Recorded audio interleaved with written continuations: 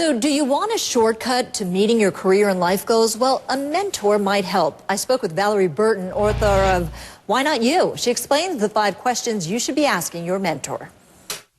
Some people are just around people that they need to learn from, and so you always want to be able to ask those insightful questions.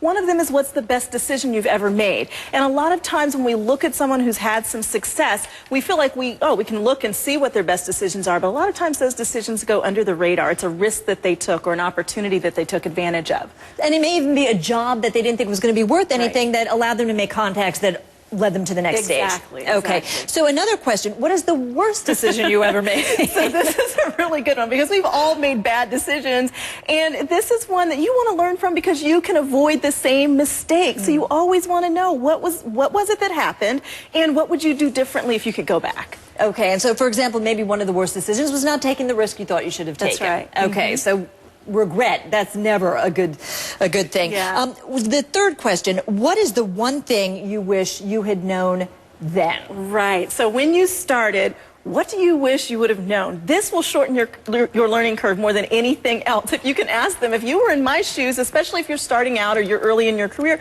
what would you have done if you had known better? And so you want to be able to shorten your learning curve. It's a great question to ask. Okay.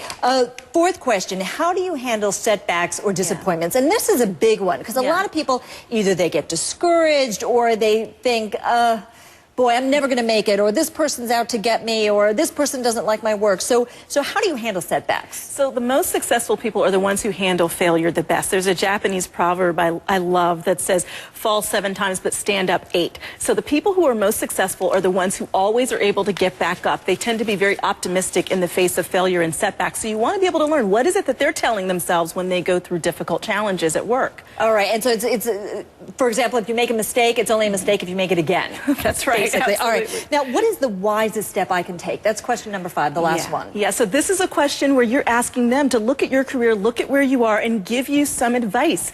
And you need to be able to take that constructive feedback. That's one of the best things you can learn to do to advance your career. So when you get feedback that you might not like, say, is there a grain of truth in this? How is it that I can move forward despite the fact I might not have liked hearing that feedback, because it's usually that feedback that can help you move forward.